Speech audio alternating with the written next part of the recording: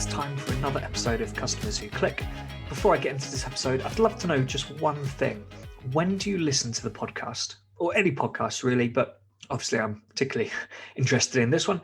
What are you doing when you listen to this podcast? Kind of what time of the day it is? Are you doing anything else at the same time? Just tweet me at Will Lawrenson. I'd just love to know, what's going on when people like listening to podcasts.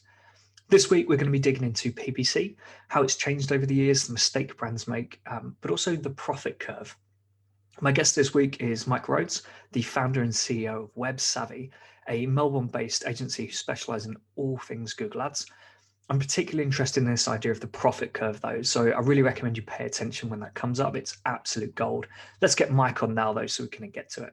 Hi, Mike. Welcome to the podcast. Thank you for joining me today. Do you want to give us a bit of your background, your history, how you've got to where you are and why you're doing what you do? Yeah, sure, Will. I actually grew up in the UK. I left a while ago now, 20 odd years ago, and came to Australia. I don't know, always felt more at home here, I guess. I actually wanted to be a helicopter pilot originally, if we're going that far back. Which I actually went and did. So from 6 years old, I wanted to fly. I flew planes before I drove cars. And then when I was 20, I was in Hawaii for the summer, which is another random tangent of a story, which we won't go there. But I ended up basically watching all these helicopters flying around and thought, yeah, why not now? Got the Yellow Pages out. That's how old I am. And called every helicopter company in Honolulu. Got myself an interview the next day.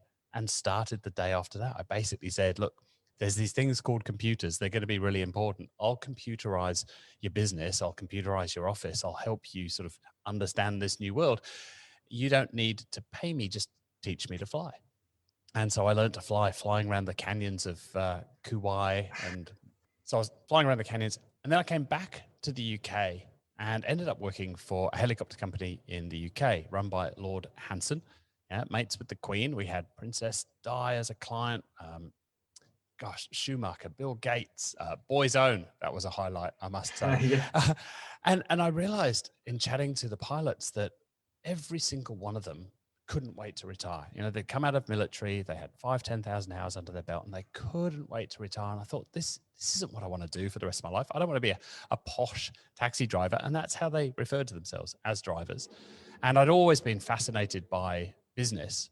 So when I did end up leaving the UK, left that firm, ended up in New Zealand, went for 3 weeks, stayed for 3 years, like a lot of people do in New Zealand, and started my first business there, built that up and sold it, moved to Sydney, and then just got into helping businesses. So I was an eMyth consultant. If anybody knows the eMyth by Michael Gerber, I ended up flying to the States at 2 days' notice to go train with him and his team. That book was what made my first business the success that it was. I only worked in there a dozen times in a year and a half because I'd read this book, and it was all about systemizing your business, working on it, not in it. Mm-hmm. And I was loving doing that, trying to systemize other businesses, becoming an eMyth consultant. And then I saw this guy, Perry Marshall, speak about Google Ads. It was 2004. And all these businesses I'd been talking to, they all had the same problem. It was all, mate, I just need a few more customers. I just need a few more patients in the clinic, a few more covers in the restaurant. I just need a little bit more and everything will be fine. And then here's this guy explaining this system whereby you only show ads to people that are searching for exactly what you have to sell. And you only pay if someone is interested enough to click on that ad and visit your website. What kind of voodoo is this? This is amazing. This is what they all need. And I basically pretty much dropped eMyth at that point and started the agency almost then and there. I did wander off and run someone else's business for a little bit, but I would just start trying to teach everybody I met about this amazing new tool, Google Ads. And for every 10 people I would tell, 9 would say, mate, I don't really care how it bloody works. Just do it for me, could you? It sounds amazing. I agree, but just do it for me. And that's how the agency got started. So that's what we do today. We run Google Ads and Facebook ads for businesses all over the world. I've always loved helping businesses grow. And this is one of the best ways that I know how, because it's very efficient.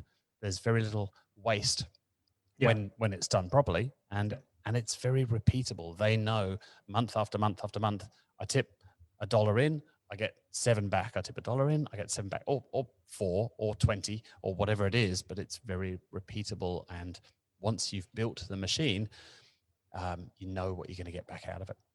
Yeah. Okay. Well, very jealous about the helicopter flying, especially in Hawaii. I've always said, yeah, I would love to learn to fly, and it would be a helicopter. It's a magic carpet ride. I don't really know why helicopter over plane. Because it can go sideways, it can go backwards, it can hover in place. It is a magic carpet. It is the most wonderful thing ever. You take off all of your worries and problems, stay on the ground, and especially in a scenery like that with 50,000 shades of green. And did you realize rainbows are circular when you're flying around in the air? There is no horizon. And so we're literally chasing rainbows. You'd see a rainbow as a circle, sometimes a double or even a triple circle, and you would chase. You never catch them, but you chase them and you fly towards them. It's just wonderful. Awesome. Very jealous now. Cool. Well, topic for today. So PPC. So obviously everyone will know what PPC is. So I guess, do you want to maybe give us a bit of a what's the word I'm looking for? A roundup, bit of a summary, I guess, on like how it's changed over the last maybe 5 to 10 years. Yep. I guess, yeah. What is the difference now to back in 2004 or 5 when you started? Yeah, so when I started, it was very different. All the clicks cost 5 cents. It was very, very easy back then. And continuing the flying analogy, I'll say that back then it was like flying a small plane, which is really like driving a car that just happens to go up and down as well. It's very, very easy to fly a small plane. These days, it's like a 747 cockpit. There are bells and buttons and dials and levers all over the place. So you can hurt yourself if you do it wrong. And what has changed more than anything, ultimately, we're still marketing. We are still trying to show the right ad to the right person at the right time and doing so profitably.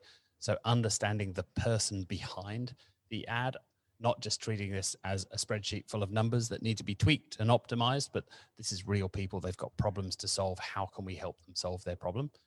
The huge change over the last 10 years is the machines. So the machines are doing more and more of the work. It's the same, actually, if you think about just looking at the page of Google results. So you go to Google, you search for something, you go back 10 years, that page of result was built by a whole series of rules within the Google system. And all those rules had been handcrafted by the engineers at Google. If this, then that. So if somebody is searching for a particular word, one of those things I'm trying to think of a sports team. I'll go Sydney Swans, my Aussie rules football team. If someone is searching for the word swans, if they're in Sydney, then maybe there's a fair chance they're looking for information about the Aussie rules football team. But if they're in London, maybe they're just looking for information about the bird. And so the results would differ based on all of these different rules. And Google were up to 4 million or so of these rules, 2011. When the smartest guy you've never heard of came along, this guy, Andrew Ng, who now heads up Coursera, which I believe is about to float, good for him. And he introduced machine learning to Google and said, this is ridiculous. We can't keep going this way. We can't keep building all of these rules. People are searching new things every day. People are starting to use these mobile devices. Then they're going to start using voice to search. It's impossible to build rules for stuff that we don't know what's going to happen tomorrow. How do we build rules? So they started leaning into machine learning more and more. They bought a London business, DeepMind, which very famously beat the best in the world at Go. And now these days it's on to bigger and better things. Go Google Moo Zero if you want to blow your mind with what the machines are capable of doing these days.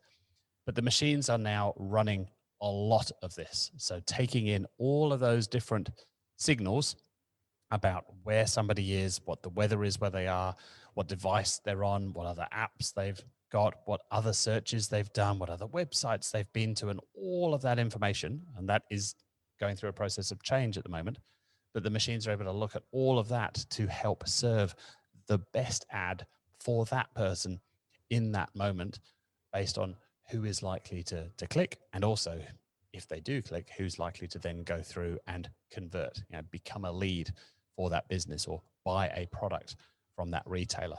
So that's the big change that we've seen. And for us as practitioners, it's about balancing the human with the machine. It's not us versus the machine like Hollywood would have us believe. It's how do we work smartly together with the machine to augment our abilities and be able to do stuff that we just weren't able to do before. Yeah, I think I do recall, years and years ago, making Google searches and basically just searching for the specific keyword. It would just be, I don't know, like buy shoes online or something like that, for example. Because you kind of knew that if you tried to be quite specific, if you tried to write it as a sentence in a, written English, it wouldn't understand it. It would get confused because you put too many words in there and it doesn't know what to do with all the words. It can't work out which one is the actual keyword. But now I can type in 3 letters and it will give me a whole suggested search term, which is accurate, and it's what I want, because it's learnt not only like how we write, how we search, but also what I have been searching for, and therefore what it's likely that I'll be looking for. But it's just amazing how quickly it will do that now. Just 70 million combinations of signals being analyzed in that 0.1 of a second between you typing and hitting enter to try and figure out which products, which links, which ads to put in front of you. And this is why they have, depending on which report you read, 92, 95% market share, is because we all went, oh my goodness, this thing is amazing. It's kind of hard to remember a time when, yes, like you say, we used to have to think about, oh, how am I going to search for this thing so that I see the right set of results? Yeah. But we all gravitated to Google because it did that really frictionless way, whereas Yahoo or Bing, or bless them, Census here in Australia, like Yellow Pages, who really should have owned business search, they didn't, because Google just was like the mind reader that just understood what we were looking for and gave us the perfect result. Well, we had Ask Jeeves. Yes. AskJeeves.com. Remember that? Which Ask Jeeves and Excite and Lycos and all of which those. I feel like Ask Jeeves was trying to do what Google was trying to get to, in that I think it was supposed to be more around you ask it a question. They wanted you to ask a question, and it would give you now. Right? Which happens now, yeah. But I mean, this was back then. That was 20 years ago. Ask Jeeves. Yeah, I was going to say 15, but yeah, so long ago that at the time it seemed like a great idea, but it just didn't work. It couldn't really give you the results, couldn't really give you the answers, and so people stuck with Google. But I'd be interested to see the actual market share now, just to see how this has changed. It's off the charts. I mean, even a few years ago in the States, Google was sort of more 65, 66, and Bing was close to a third. And these days, the States has sort of changed to where most other countries are, with Google 90% plus, and Bing is now, I'm not entirely sure, 3, 4, 5%, that sort of order of magnitude. Yeah. So Google basically own it. So yeah, there's a lot happening at the moment. In tech, Google and Apple and Facebook are all having a little spat, and there's all sorts of stuff happening. Professor Scott Galloway is one of probably the most informed, best voices around this, of breaking up these huge businesses that do have massive monopoly power. And something, yes, probably does need to be done. But what we've just been through here in Australia, with Google threatening to leave and Facebook turning off news for a few days, that probably isn't the way to solve it, by having this huge showdown in government with people that probably don't quite know what they're talking about, if we're honest. But something does need to be done. But the way they handled it here was not the best way. Yeah. I mean, there's stuff in the EU as well. There was one about copyright, some sort of copyright law, which was basically going to make memes illegal, because any image was going to be considered copyright, and therefore you'd have to ask permission or give credit. And so they were saying just the act of, you wouldn't be able to share a meme on Facebook, potentially not on WhatsApp. You might be in breach of copyright. And then, which is obviously just ridiculous. And then there are some things around, was it parodies? If you edit an image to parody it or something, you can, it doesn't qualify for copyright. I don't know. Anyway, I'm reminded of this old Spearhead lyric. I love Spearhead, Michael Franti. And it's something about sort of like all these people doing these horrendous things and they're coming after us for sampling a James Brown horn. It's, you know, the same thing in music, right? Sampling was illegal. And you can't take that piece of music without asking permission. But that was just what musicians did. And because everybody did it, it kind of eventually became okay. But the music industry tried to stop that. I mean, I'm old enough to remember Napster and how the music industry went ballistic over that, of like, you can't do that. We're going to come after you, and tried to make some examples of a few people. But yes, sorry, that's a tangent. Back to PPC. Do you want to tell us about the profit curve? What's the profit curve? The profit curve. So the profit curve is a tool that I created to help businesses think about the objective. Because machines are getting very, very good at providing the answers. So our job as humans in the mix here is to ask the right questions. And part of that is pointing the machine in the right direction. So the first question we need to answer here is, what is our goal? You know, why are we doing Google Ads? What's our business objective? What's our marketing objective that sits underneath that? Why do we even have a website? What is it that we want people to do when they get here? The role of Google Ads, obviously, is to acquire customers. You're buying customers, which some people maybe still have a problem with, but that's marketing. It's always happened that way. You are basically buying customers. How much can you spend to acquire a customer? And Dan Kennedy, famous direct marketer, one of the best in the world for decades, said that the winner is not the business that manages to spend the least to acquire a customer. The winner is the business that can afford to spend the most. Because if you can afford to spend $100 to acquire customers, but I can only afford 50, I can't compete with you. You're going to beat me out of the market all day, every day. The problem is many businesses come to us and say, right now we've got Google Ads running and we think it's working and we're getting leads for $80, but we'd really like that to be lower, please. We'd really like that to be 50, and so you get them to 50 and then they'd say, oh, that was easy. Get us to 30 and then get us to 10. Well, Google Ads is essentially an auction. There's a bit more to it than that, but it's an auction, right? You're in the middle of buying a house, I believe. So you can't go to an auction for $1 million house and expect to buy it for $100,000. There is a market out there that says this thing is valued at that. It's kind of the same in the Google world. All of those keywords and the things you're going to bid on, the way you're going to get an ad in front of a customer, you are bidding an amount. And if you win the auction or you come near the top in the auction, your ad is going to show to people. If I'm sitting there hanging on to my cash and say, I'm only willing to spend $10 to acquire new leads to my business, but you're able to spend 100, why would Google even look at me? Why would it give me any traffic? There's all these other people out there at 100, 90, 80, 85, $70, 110, all of these other people bidding these bigger amounts. If I'm only willing to bid 10, I'm just not going to get any traffic. Maybe occasionally, maybe one will slip through the cracks. So the profit curve is a way of visualizing that and being able to, with real data that comes out of the Google system, plot how much profit you're going to make at various budgets. So if you think about this is hard to do without a whiteboard, but we'll try. So if you picture X and Y, so the X-axis is how much you're spending, and the Y-axis is how much profit you're making. So obviously, if you're spending 0, you're getting 0. So we know that the curve starts in the bottom left-hand corner. There's going to come a point, though, where we hit break even. So let's just keep the numbers simple and call that $100. We're going to go from making a little bit of profit, so the curve must be above the line at this point, crossing through break even, to losing a little bit of money if we were to spend 101. So $100 is our break even. If we spend more than $100 to acquire someone, we're going to lose money.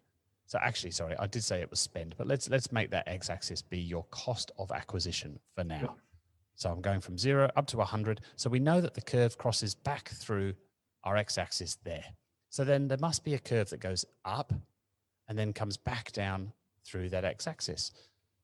The maximum on that curve is the maximum profit. We want to understand, what should my cost per lead be? Should it be $30? Should it be 50? Should it be 80? Where's the point where I make the most profit? Because it shouldn't be focused on how much does this lead cost, because profit is a function of two things. It's a function of how much you make from each lead and how many leads you can get. If I were to magically get the occasional lead at $10, yes, I make lots of profit on that lead, but I might get 3 leads a year, and that's not going to change my business. If I offer the machine $500, I'm going to get more leads than I can handle, but I'm losing money every single time I run an ad. That's not going to work either. So it's a bit of Goldilocks. We're trying to find, the bit that's just right somewhere in the middle. And now we can actually use real data to do this. So Google have this wonderful tool that hardly anybody uses, I believe. I've spoken to the product manager inside Google for this tool, and they have no plans to make this data available through the API, which I think is insane. So we built a tool that basically grabs the data from Google, sticks it in a spreadsheet, and lets you plot this out. And the tool is called the Performance Planner. The tool isn't ready, yet for prime time, because I'm still trying to get through the Google approval process, which you can imagine, like taking some of their data and building a spreadsheet using their tool is kind of problematic. But we use it internally, and members of my agency savvy group have got early access to this Chrome extension, basically, that sends lots of scary warnings when you try and install it. But it helps you take this data out of Google and plot that curve so you can say, oh, wow, okay, $75 is where we get our total profit. Hitting the tippy top of that curve, actually, is quite difficult in reality. So let's make life easy for ourselves. Let's bring our profit target down a little bit. Now we've got a range. So now it's like anywhere between $70 and $90. As long as we're in that range, we know we're going to be really profitable. So that's the profit curve, but let's just continue that for a minute, just for bonus points here. So we've now discovered this range, and let's say, for example, it's $70 to $90. It's hard to get your head around. So again, picture at the top of a hill, and you've chopped the top of that hill off. The left-hand side is $70. The right-hand side is $90, but it's exactly the same profit, right? We've chopped the top of our hill. Remember that y-axis was profit. You're making exactly the same profit whether you buy leads at 70 or you buy leads at 90. So that's the first confusing bit for your head to get around. Well, if that's the case, it must be that we're doing way more volume at 90. If my break even's 100, I'm only making $10 a lead there. If I'm getting leads for 70, I'm making $30 per lead. It's 3 times as much. How can my total profit be the same? Well, we must be doing 3 times the volume if we're getting leads for 90, but it's the same profit. So again, if I offer the machine 70, but you're smart and you offer the machine 90, who's the machine going to give the traffic to? Yeah. It's going to give me some of the traffic, but it loves you. It wants to give you all of that traffic. You're doing 3 times the volume that I'm doing, which means your split testing is working 3 times faster. Your email testing is 3 times faster. Your conversion rate optimization for your website is 3 times faster. And those all multiply. So you are getting much, much better, much, much faster than I can hope to do. But we're making the same profit on those initial leads. But your business now is primed to take off. So I created the tool so that people wouldn't keep asking, oh, we're getting leads for 70, but I'd really like them a bit cheaper. Because now I've got a tool to be able to say, why? Why do you want that cheaper? You're actually sliding down the left-hand side of the hill now. You're actually saying you want less profit. I get that you'd love cheaper leads. We all would. We'd love to get leads for $1. That'd be fantastic. But by doing that, you're going to make less profit. And that is ultimately what we're playing this game for. It's profit to help build your business and serve more people. Don't you want to make more profit? Oh, well, yeah, I suppose when you put it like that. So hopefully, dear listener, you're able to follow that. It is kind of a little complicated, I know, without seeing that visually, but hopefully you're able to follow that and picture that curve in your head. Well, I think if you've got a graph or something you can send over, I'll get it in the show notes. I absolutely do. Yes. Which I think would be great. But yeah, I mean, it makes complete sense. And like you say, it's only on that initial lead as well. So if you're a business that's also focusing on conversion rate optimization, email marketing, customer retention, and that long term sales, absolutely. Not only are you getting 3 times as many customers initially and making that same profit, but you've got 3 times more customers to actually then sell more stuff to. 3 times as many referrals.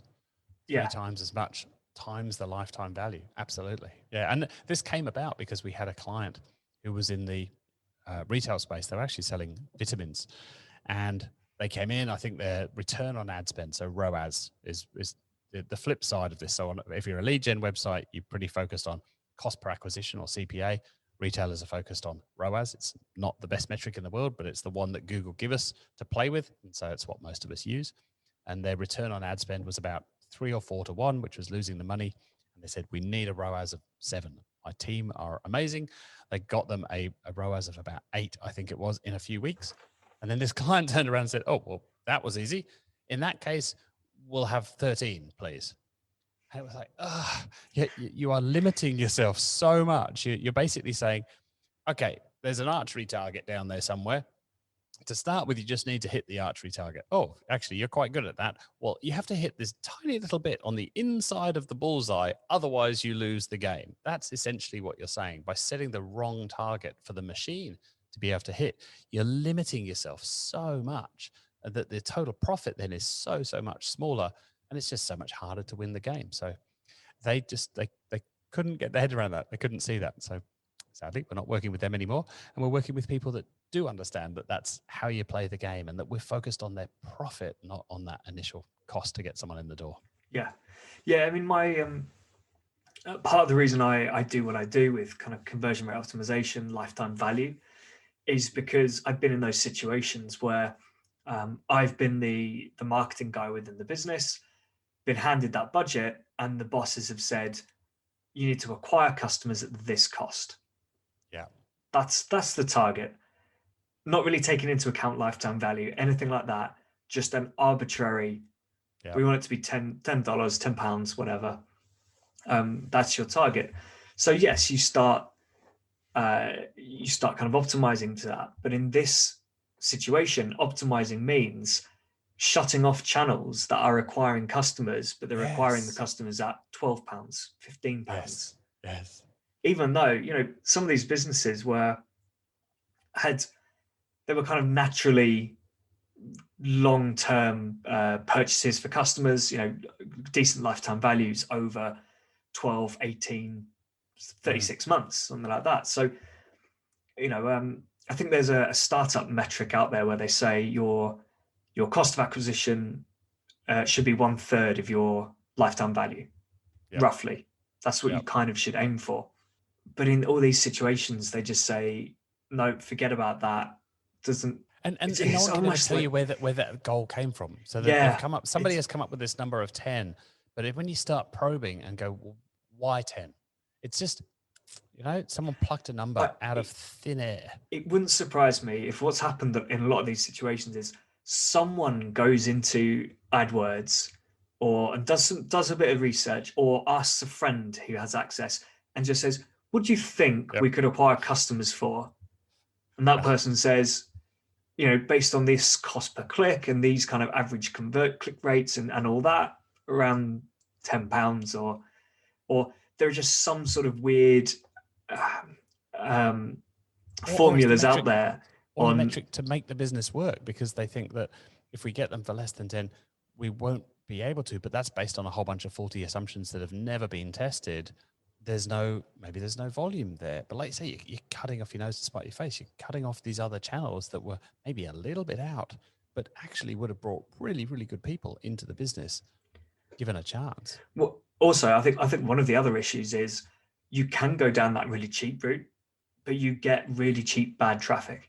Yeah. So maybe not so much on PPC and kind of paid search. It probably is more relevant to media, display, and channels like that. I had, in fact, one of the first businesses I worked for. Actually, this is an example of where it worked really well. We ran kind of in the earlier days of App Store ads. We ran an incentivized ad campaign. So I can't remember what it was at the time. I mean, this was 10 years ago now. It was something like, the sort of download this app in order to get free coins in your game or something like that.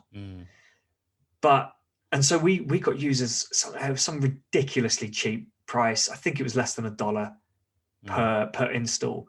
And then when you accounted for, I think when you finally went to the repeat open rate or whatever that metric was, it was still only about $3-4. And we got kind of lucky because this was an app that was free to use and it saved people money. Right. So obviously there's no real reason for people not to at least check it out every now and again. So that worked really well. But with another business, we went down the route of who's the audience. So this was magazines, basically, like Spotify for magazines. So unlimited, or you can read for the subscription. We found this audience, started acquiring them really, really cheaply, something like $1.50 per trial customer who signed up. And then what we found was these people were reading the one magazine that they came for and then leaving. And then that was it. And then when we did just, to be honest, a little bit of research, a little bit more research, what we realized was the magazines they were reading were costing something like £1. I think they're £1 a week. Right. And they only read that magazine. So they were spending £4 a month and we were asking for $9.99. So these people were never going to convert. Yeah. Because we were trying to charge double for exactly the same product they can get. And actually, which it was kind of gossip magazines. So I imagine maybe they're also reading them in certain situations where you might not want it on a tablet. You might actually want the magazine. I don't know. But yeah, so, those examples of really aggressively targeting super cheap, the cheap CPAs, they're in one instance CPIs, but I'm not going to go into that. It's one of the reasons that I don't like max clicks inside the Google system, because that is a targeting. I think it's pretty much gone away now. What's that, sorry? Maximize clicks. So there are all these different bidding models inside the Google Ads system. Maximize clicks says to the machine, just get the most clicks you can. This is my budget. Get me the most clicks that you can. But the reason that's a problem is exactly what you're saying. The goal here is not more traffic. The goal is not just get me as many clicks as you can and send them all to my website, please, dear machine. The goal is quality traffic, qualified traffic, people that are going to go on and do business with you. So, and it all comes back to me for setting the right target for the machine, because the machine is going to do a lot of the work these days. There's no way around that. The machine learning genie is out of the bottle. Google are not going to go back to doing things the old way. And the thing that the machines are really, really good at is bidding. So the way I've been teaching Google Ads for a long, long time now is you picture a pyramid across but there are 3 layers to the pyramid. The bottom layer is bidding. That's the foundational layer. In the middle, you've got targeting. And then at the top, you've got messaging. And bidding is basically just a massive maths problem. And machines are really, really good at that. And they have perfect data, don't forget, on their side. They know every auction, every keyword, every bid, who clicked on what. They have perfect data on that side. And for the time being, at least, and this may change this year, they have very, very good data about us and who we are and what we've searched for and where we've been and which washing machine did we hover over on the Miele website versus the cheap one on the other website. They know all of that. They've been tracking all of that, which has a few politicians up in arms about that. But from an advertiser's point of view, as long as we're using that information in the right way and we're respecting people's privacy, that's been really, really useful to show the right ad to the right person at the right time. And the machines are getting really, really good at understanding who's very likely to click on your ad and who's likely to convert when they do. Whereas maximize clicks is just go get me loads of traffic, please. It's the wrong trash, thing, isn't it? And I think you could do that on Facebook as well, couldn't you? You might still be able to. I'm not sure, but they used to have clicks. Oh, impressions. I think there's one you could bid for maximize impressions. And that was marketing last decade.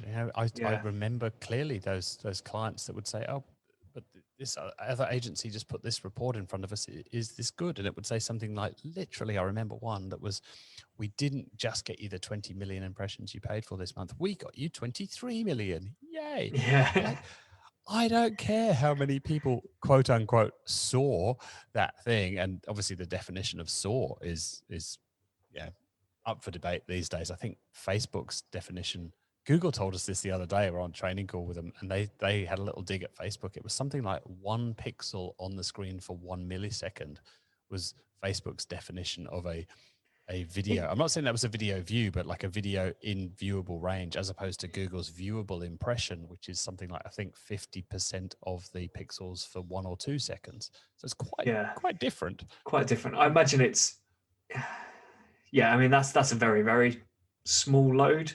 I'd be surprised if there are that many impressions which do fall into that very, very minuscule impression. But it wouldn't surprise me, if it loads in your feed, that's pretty much the impression. So even if you don't really, because you can, especially on mobile, you can scroll a bit, stuff will load below, but then you might actually not scroll any further. Yes. Wouldn't surprise me and it all comes back to, we don't just want people to see that, right? We want people to do something as a result of seeing that. So maybe you're running YouTube ads. What's the measurement of success? So I'll bring it all the way back to where we started, of defining the outcome. What is the measure of success? How do we know when we're winning? And the flip side of that, obviously, how do we therefore know when we're losing, so that we know what we're optimizing for? But how has that goal been created? Who came up with it? What assumptions have they made in coming up with that? Have they ever been questioned on that? Why is the goal $30 a lead? Has anybody ever looked into that?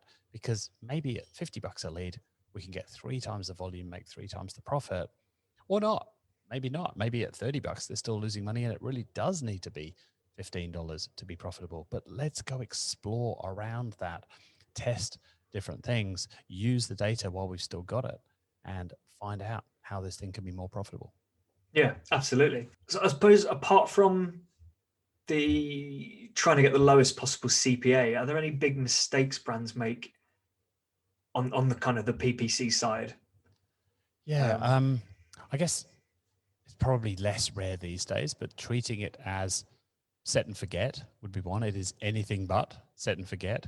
We are buying data, and the reason that we're buying that data is then so that we can start to optimize that. We can start to analyze that data, have insights about that, take action based on those insights, and for bonus points, start to predict what's going to happen when we take that action. That's the chain of how we optimize.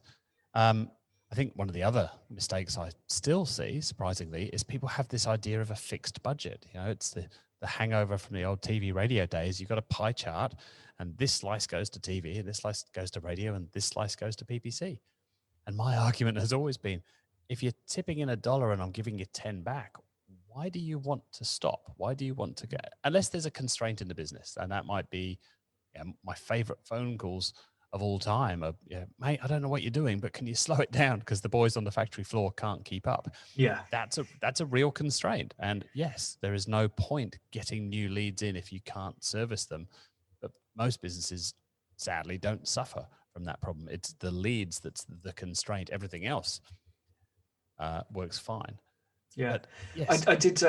I used to work. One of my last businesses I worked for before I went kind of independent. I'm pretty sure they rarely managed to spend their full budget. Right. And it wasn't. So it wasn't a case of, if we're making the money and we're hitting the targets, here's some more money to spend. I think it had got to a point where the business said, we're pretty confident you can't spend this money, but just in case, here it is. Right. It's a bit of a fail safe. If you find the opportunity, go for it. That was generally there. And they were given license to spend money. We worked off basically a CPA to projected lifetime value model. So lifetime value would be, projected value would be calculated within for the first few days of a customer's time with the business. That gives the ratio, and I think they generally aimed for that kind of 30% mark. But then there'd be times when something would happen in the industry. It was quite a regulated industry. Something would happen in the industry, and you'd get a COO popping over going, "Let's smash it." I don't care if you hit 50, 60%. We're going to take the market share. We're going to be aggressive. We're going to stop anyone else bidding, or not bidding, but getting these clicks, and they would really go for it. But they understood that in the long term it will pay off.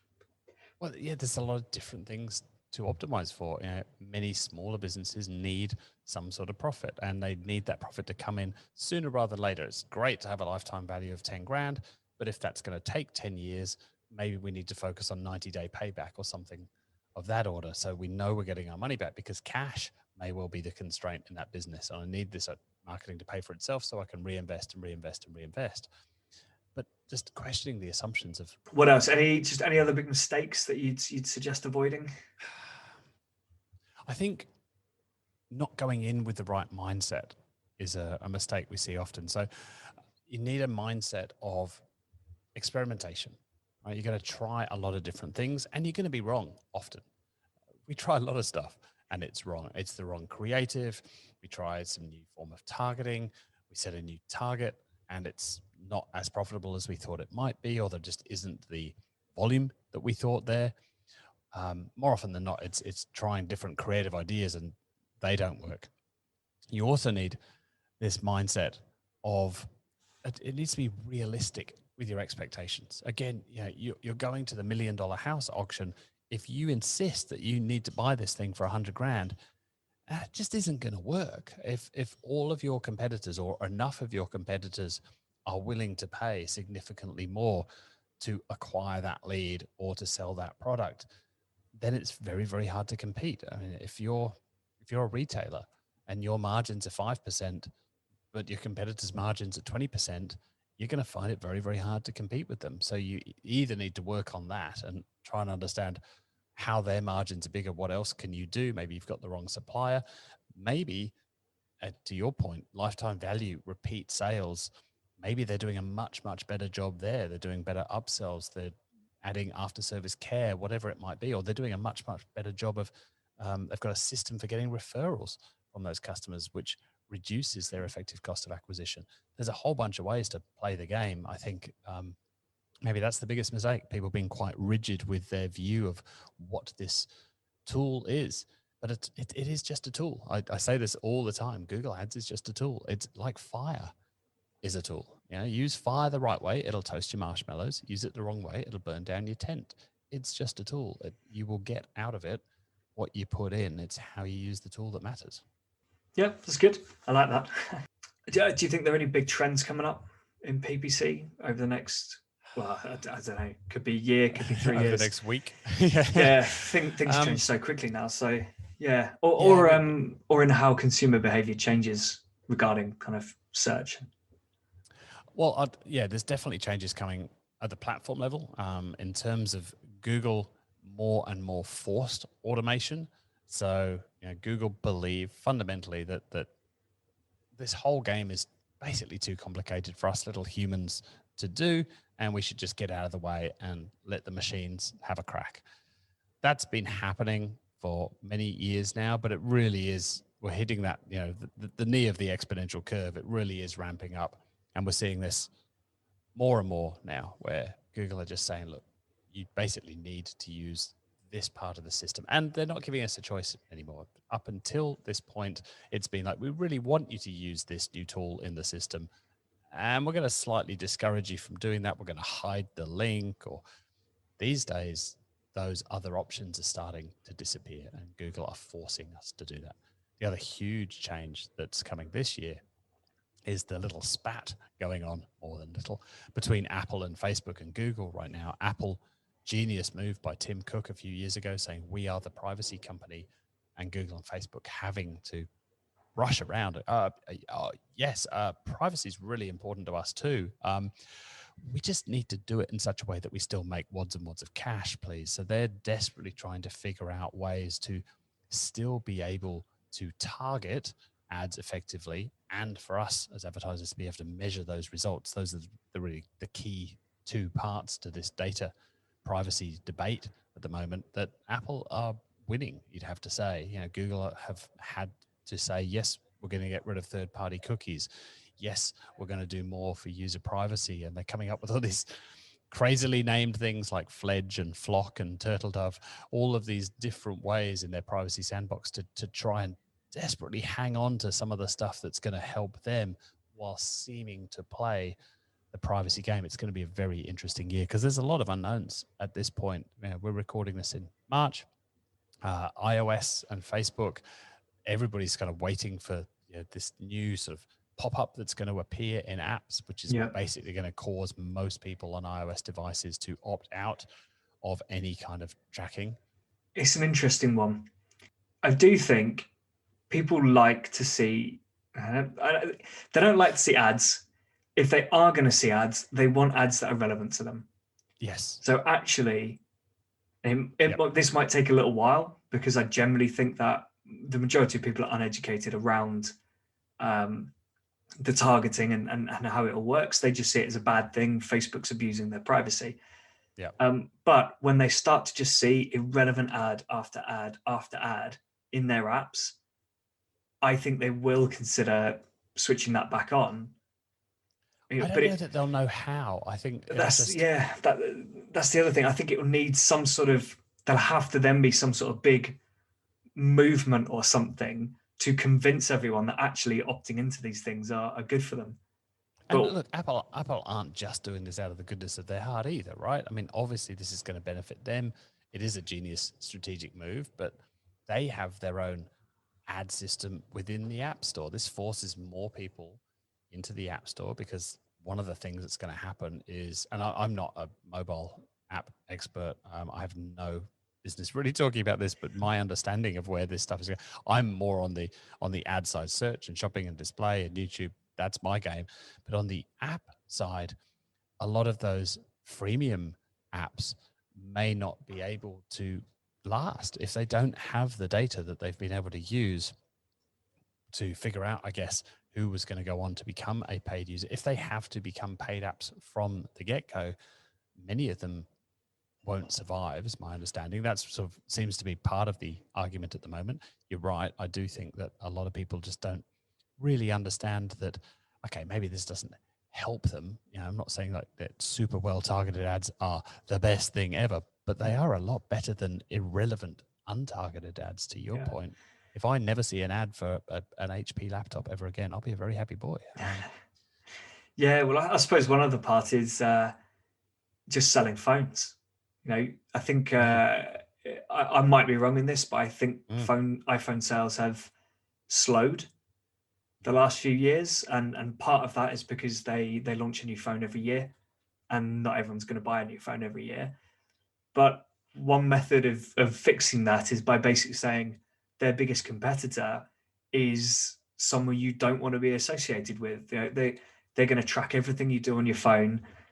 So the best option is, don't buy a Samsung or a Google phone. Buy an iPhone, because that's where your data will be protected. Yeah, Professor Scott Galloway talks about this a lot. He's someone I follow in this space, and he makes an awful lot of sense about it. And he's been talking about this before most people even realized that this thing was coming. And yes, an iPhone basically says, I value my privacy, and an Android phone says, yeah, I don't really care. But the first point you made, like something like, and I forget the stat off the top of my head, but it's a big number, 70, 80% of people say that they want businesses to use the data they have on them to enhance their user experience. But then the same 70 or 80 people say, yeah, I don't want to be tracked and I value my privacy. So what consumers say they want is completely at odds with what's possible. Yeah, I don't think it would be as high as that when you genuinely, if you didn't ask the question but track someone's response to that question, if you get what I mean. Yeah, that's a good point. I don't think it would be that high. However, I think when you ask that question, people are thinking about what that company is doing. First party data in that kind of sense. So if they're going to send me an email which says, you bought, I always use this example because it's easy. You bought a printer from us. Do you want to buy some printer ink? That makes perfect sense. Or to advertise me printer ink, target me with ads for that. Or when I'm on the website, make sure printer ink shows to me. I think maybe people are thinking that sort of thing when they say, I want the companies to use my data. When we think about advertising, those people think, I don't want Facebook to use my data. So I think that's That's kind of where I don't want the printer company to sell my data to the domain name mob, who then send me 47 emails and 14 letters to say, hey, you just bought a printer. Maybe you've just started the business. Do you need a domain name? We've got domain names. You can buy them. Or you've bought a domain name, so you must want finance and SEO and web development. I used to buy a lot of domain names. That was one of the things that really slowed me down. The phone calls and the crap really, that you get after buying one. Really interesting one with GDPR. There was something to do with data privacy around who owns a domain name, and being forced into purchasing data privacy, which under GDPR must be illegal. And I think there are some issues with it. I think the big one is whois.net? Oh yeah.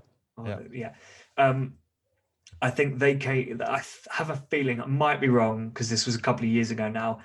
I have a feeling they came to an agreement with the EU on GDPR and kind of basically said, we can't just do this. Like, we're not set up to do this. We can't just suddenly hide all that data or something like that. So I think they got a little bit of an extension. Interesting. But really, that data should be private, because that would be like any e-commerce website just publishing a list of all their customers' names, addresses, phone numbers, email addresses, because no one would wear that. You're right. Cool. Just before we finish up, do you have any pet peeves when it comes to marketing? Well, we've talked about a few. Like setting the wrong targets. This magical expectation that I can just turn it on and it will be profitable on day one, or that I don't even need to change anything. Having turned it on, people still think, oh, that's kind of set and forget. Right, move on to the next thing. What about as a customer? Oh, as a customer, I guess, other than the obvious, like when you try and unsubscribe for something and then they keep sending you the bloody emails, text message marketing, that I hate, because often you will reply stop, and that just makes them send more, or makes them sell your details to other people, it seems like, because then you start getting more messages from other random people, and there seems to be no way to turn that off. Phone calls from, we've got do not call list here in Australia, but they've obviously people have found loopholes to that, and a team in India will call you always as you're sitting down to dinner. So I suppose there's this. It's actually a really good question, because it's making me sort of sit on the other side of what we do for our clients all day long, which is probably good to be reminded of every now and again. Yeah, I do wonder how many marketers would list a pet peeve of theirs and then realize that they do it as a marketer. Well, we'll never do SMS marketing as a business. I can promise you that, because I find that really, really annoying. I actually I was having a conversation with someone the other day about this. I don't mind it as long as it's used correctly. Which it's generally not. If you need to. It's generally not, because you don't know where they got your details from, or it's generally not very good. It's generally promotions, very, very salesy, which I get why people do it, because you've only got 160 characters or something. You haven't got time to write a blog, a blog post in an SMS. Well, that's the problem. It doesn't add value. It's just in your face, but it could, right? They could link out to something else. They could add more value. So maybe that's my pet peeve, is people that just want to take before they give. It comes down to cost and return. SMS is more expensive. So if you're going to be sending SMS, if you're going to send 100,000 SMS messages, that's you need to see a return for spam, though, isn't it?